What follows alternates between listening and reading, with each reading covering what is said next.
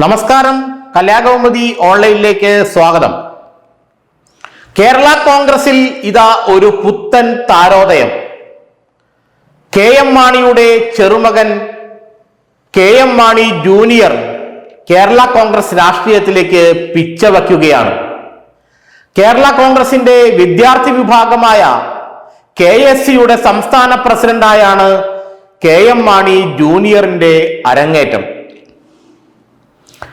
K M Mani സാറിന്റെ ചെറുമകൻ രാഷ്ട്രീയത്തിലേക്ക് ഇറങ്ങുമ്പോൾ അത് മധ്യ തിരുവിതാംകൂറിലെ കേരള കോൺഗ്രസ് രാഷ്ട്രീയത്തിൽ എന്തൊക്കെ പ്രതിഫലനങ്ങൾ ഉണ്ടാക്കും? പൊതുവെ ഇപ്പോൾ കേരള കോൺഗ്രസിൽ നേതാക്കന്മാരുടെ മക്കളുടെ കയ്യിലാണ് ആ പാർട്ടികൾ എല്ലാം. പി ജെ ജോസഫിന്റെ മകൻ അപ്പു ജോൺ ജോസഫ് ഇതാ രാഷ്ട്രീയത്തിലേക്ക് ഇറങ്ങി ജോസഫ് ഗ്രൂപ്പിന്റെ കടിഞ്ഞാൻ കയ്യേറ്റ് കഴിഞ്ഞു. ബാലകൃഷ്ണപിള്ളയുടെയും TN ജേക്കബിന്റെയും ഒക്കെ മക്കൾ നേരത്തെ തന്നെ രാഷ്ട്രീയത്തിലേക്ക് ഇറങ്ങി ആ പാർട്ടികൾ ഏറ്റെടുത്തു കഴിഞ്ഞു. അതോടൊപ്പം തന്നെ പാർട്ടി സ്ഥാപകനായ KM ജോർജിന്റെ മകൻ ഫ്രാൻസിസ് ജോർജ് നേരത്തെ തന്നെ രാഷ്ട്രീയത്തിലുണ്ട്. എന്നാൽ ഇതാദ്യമായാണ് ഒരു കേരള കോൺഗ്രസ് നേതാവിന്റെ മൂന്നാം തലമുറ പാർട്ടിയുടെ നേതൃത്വത്തിലേക്ക് കടന്നു വരുന്നത്.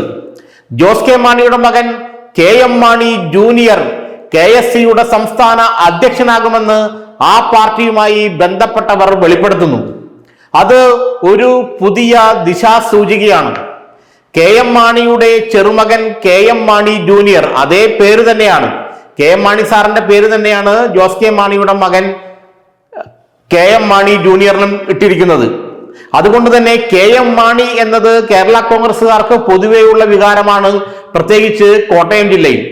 കെ എം മാണി ജൂനിയർ രാഷ്ട്രീയത്തിലേക്ക് ഇറങ്ങുമ്പോൾ കെ എം മാണിക്ക് പണ്ട് കിട്ടിയ സ്വീകാര്യത ഉണ്ടാകുമോ എന്നുള്ള ഭയമൊക്കെ കേരള കോൺഗ്രസ് നേതാക്കളുടെ ഇടയിലുണ്ട്.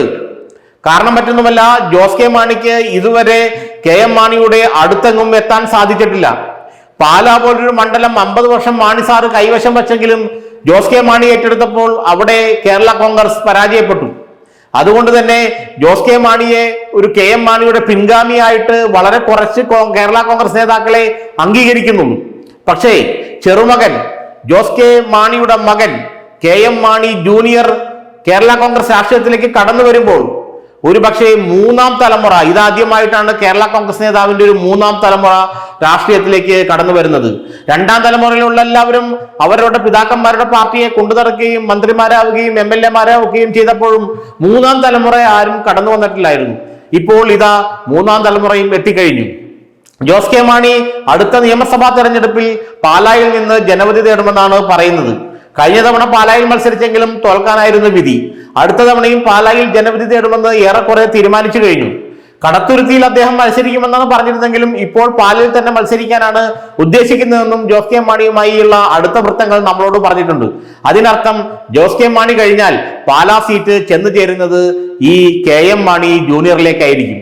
അങ്ങനെ വരുമ്പോൾ മൂന്നാം തലമുറയും നെഹ്റു കുടുംബത്തിന്റെ പോലെ തന്നെ ജവഹർലാൽ നെഹ്റുവും ഇന്ദിരാഗാന്ധിയും രാജീവ് ഗാന്ധിയും ഒക്കെ മത്സരിച്ച സീറ്റിൽ രാഹുൽ ഗാന്ധി മത്സരിക്കുന്നത് പോലെ കെ എം മാണി മത്സരിച്ച് ജയിച്ച അതേ സീറ്റിൽ അവസാനം 10, 15, 20 വർഷം കഴിയുമ്പോൾ ഒരുപക്ഷെ കെ എം മാണി ജൂനിയർ മത്സരിച്ചു എന്ന് വരാം.